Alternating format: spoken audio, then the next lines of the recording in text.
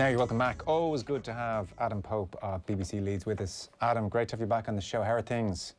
Hey, thanks, Joe. Okay, thank you. Not so great with Leeds at the moment, but hey, in the overall picture, okay. But not dull is the point. Not dull, you know, and there's a lot of people who support dull teams. Can I throw some numbers at you and you can just give me a sense of just how mad this all is? So they're currently 12th in the table. That's got to be acceptable, bottom line, and that's the ultimate point. But for instance, goals scored, they're 30 goals scored, which is 6th in the table. Goals conceded, 34, 2nd in the table. Shots, 266, that's them 2nd highest in the table. Shots against, 259, that's them 2nd in the table. And then some of the scorelines of the last while.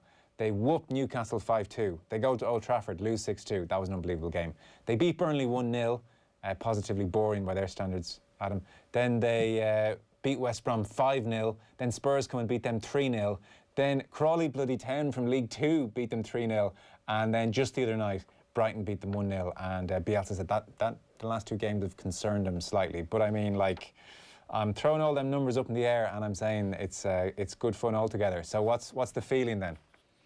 Yeah, I mean, the feeling's one of concern at the moment because I think it's no goals since the turn of the year, Joe. And the big thing about that is that there's been a distinct lack of chances created. In the past with Bielsa's side, it's more of a case of chances created, chances missed.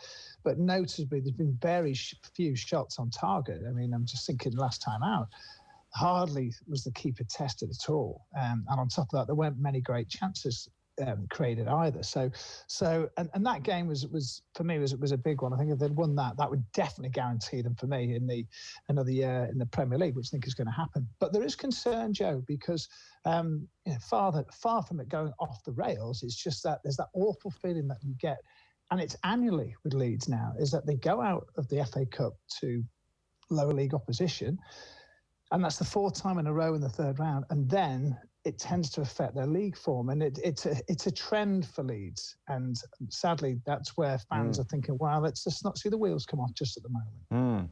And what's that put down to?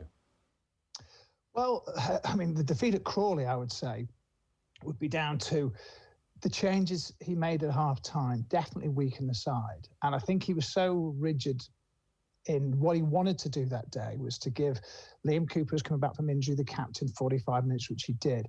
But when he took the spine of the team out at half-time, they just couldn't cope with, against, a promotion-chasing lower league side. And it's men's football, and when you throw in academy lads who are technically very good at it, they've got to adapt a little bit and find that little bit extra, I think. And it didn't happen, to be fair. And I felt sorry for Jack Jenkins and Sam Greenwood and players like that came on, and they just didn't really cope with the circumstances. Although you have to say that blame wasn't put down on the younger players by Bielsa, but ultimately it was a good side that was put out that first 11 that day, and it didn't happen. And Leeds fans just found it really disappointing. They've not been in a quarter final for since 2003. So that was one of the issues. And then the other day against Brighton, I'd say that it was the lack of creative chances and also on a difficult surface at Ellen Road, which he won't blame, but I think it is affecting, or certainly showing signs that it would affect the way that they play, which is a beautiful passing game, as you know. Yeah.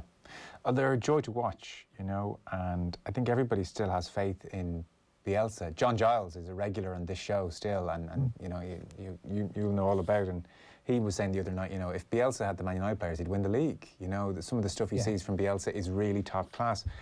The thing which strikes me about Bielsa is he's honest. Now, ironically, I first really felt this in the fallout from Spygate, which is an odd thing to say, but I thought he was very honest about that. And even after the Old Trafford result, he defended the team at length. And I thought, I believe him. I feel like he's been really honest here. And so it would cause Leeds fans a slight degree of worry when Bielsa comes out after this most recent defeat to Brighton, hot on the heels of that FA Cup defeat, and says, this one causes me worry. He's openly saying that I'm seeing things here in his brilliant way that worry him. And, 12th is okay. They've got a bit of breathing room, but you don't want to linger.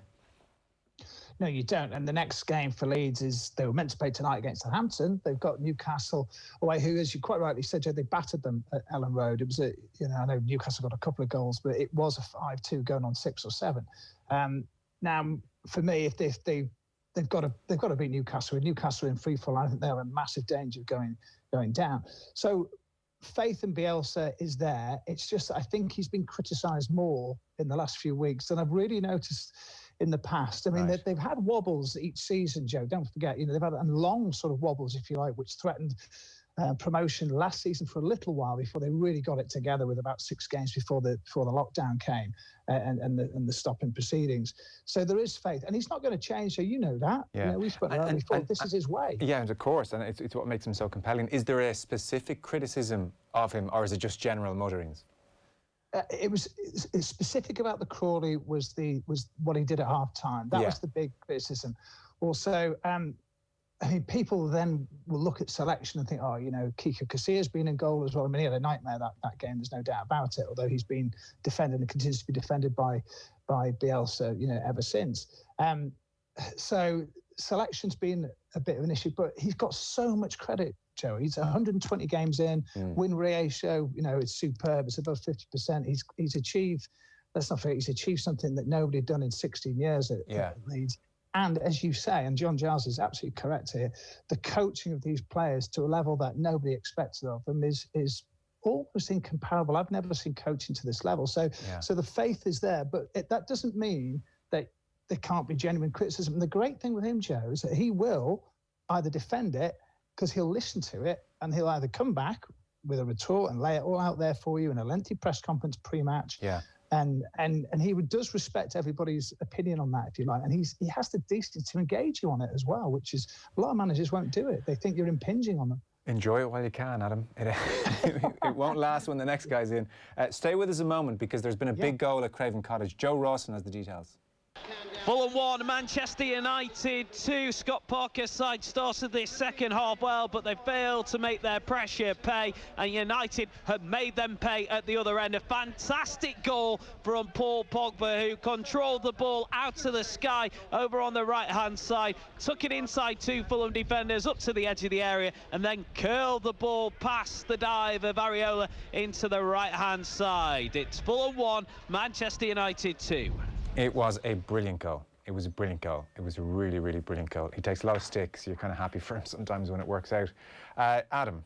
The Karen Carney business. So there's a gazillion views on all this.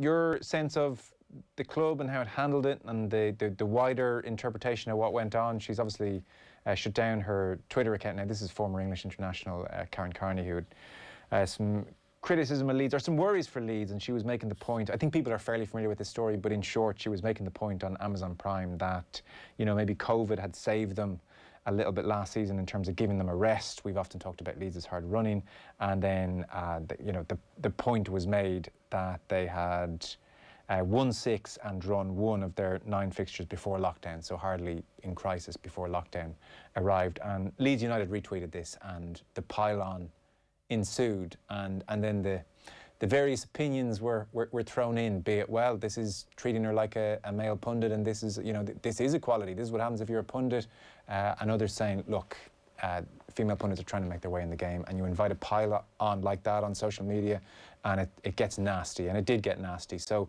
your sense of it all, Adam, your thoughts on it?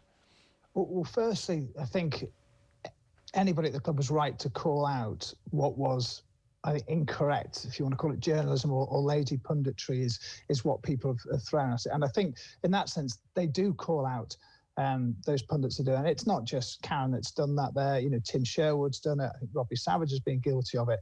So, but in those instances, have they retweeted a video in the same way on their official website? And I think that is the point where once you do that, you're using an official platform, and you are, in a sense, inviting that sort of response. Now, they're not responsible in that sense for the content, which was horrendous towards Karen at times. And you have to remember also that this is, a person who suffered from mental health quite openly issues, sort of 3, 4, 5 years ago, I think it was mentioned in particular. So what she said was incorrect. It might have come out wrong, but to say that they'd got it because of COVID was just not right at all. I think the method in which they've used to sort of highlight this was wrong, but I think there's been a policy at the club, and we felt, I think certainly for some time as a press corps, that they've skirted very close to making a mistake, which I think it was, to do this, to be quite honest. It was defended very quickly by the owner, who was sort of, I think, you know, he does use social media sometimes and maybe a little bit too quickly, where he defended the actions of the club. And I get the sentiment, but I just think it was the wrong way to go about it.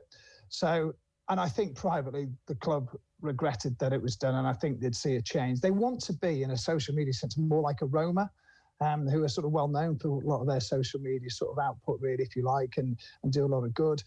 They can be very funny at times, Leeds, but I think they got this one wrong, to be quite honest. And going forward, as I understand it, you know, they were trying to sort of build bridges with Karen Carney. And I think the irony here as well, Joe, is that, you know, you look at Patrick Bamford, somebody who's suffered a lot of social media abuse, particularly over the last couple of seasons, and now is obviously proverbially sticking two fingers up at all his critics. You know, he's gone through that, and they've been aware of that. And I understand that Patrick is or has done is going to speak to Karen, and they're trying to sort of, you know, smooth the waters there. Okay.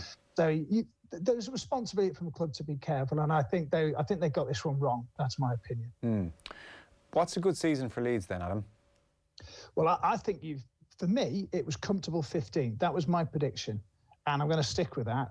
I think right now, Joe, I think you're bang on. You know, they're sitting, 12th in the table today. And I think, you know, if they were to finish in that middle bracket, that would be superb. Yeah. Because, honestly, I mean, the aim was not to gurgle around the plug hole. That was from the chief executive's mouth, Angus Kinnear. And you know that the way they play, especially when the season gets tighter for a lot of teams that are in search of either trying to stay up or trying to get into the European places, Leeds' way will scare the life out of them, and any side that shows nerves, Leeds will overcome, I think. So I think you might see even the better of Leeds to come this season. So right now, well ahead of schedule, well ahead. And I think they've beaten 5 of the bottom 6. If they'd beaten Brighton, I really think, honestly, Joe, if they'd moved on to, you know, the 26 points and beat all the bottom 6 ones, you're thinking, well, they're just a few draws and a couple of wins away from doing it. There's a little sense they could get dragged back in, you know. I mean, I know Fulham are behind tonight, but there's a sense that maybe 1 or 2 might pick up, but I just don't see them giving up that many points, to be quite honest, even if they had a horrendous time. I don't see them strengthening big time. I think you're going to look at that in the summer, Joe, to be quite honest. So for me, where they're sat right now, if they can maintain that, that is superb. They are ahead of it for me. And in general, the faith in Bielsa is so strong that you know that they'll see through these relatively choppy times. And a last one then, because obviously you're far more familiar with Bielsa in the longer term than us. Premier League Bielsa, is he enjoying it as much? Does he look happy in himself? Is he, you know, planning for seasons ahead, or do we ever know? Well, I suppose in essence he's planned from the beginning, because of the amount of sort of roots he's put down in terms of, you know, a coaching structure, if you like, a philosophy at the club, the way that they've developed things, that the changes, the infrastructure changes at the training ground, and also the owners followed up with some stuff at the ground as well, and there's stuff to be done there too. I think whether he was to go in the summer or not, I think there's a legacy for the long term. There was a plan, certainly. Is he enjoying it?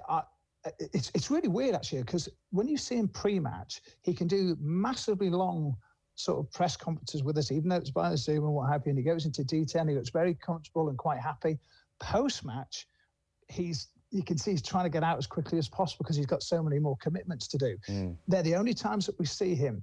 But I don't really see a change in him from last year or the year before. There are certain issues that really bite him, and he wants to come out and defend things. Like he's defended Kiko Casilla to the hilt in terms of his confidence in him, despite him having a mare. I know there's other issues there for a lot of fans with Kiko over the racism issue, whether he should be at the club or not. And this will not go away until either he does, to be honest. But in terms of football ability, that's a big issue right now. And he's come out and defended that. To the hilt, defended him to the hilt, while there was the unexplained absence of Ilan Meslier. The club aren't saying anything about COVID with their players since Rodrigo announced that he had it in November. But I think it's fair to say there's been an issue with 1 or 2 players. So Kiko's played lately. So when it's stuff like that and players are coming under massive criticism or he's coming to criticism, he will come out and defend things when he feels the need to as well. But in general, I don't see any change in him. Other than he's managed to lift the side mid-table of the Premier League, which is quite astounding, really. Yeah. Very good. Listen, always good to have you on. Adam Pope of BBC Leeds. Cheers, Adam.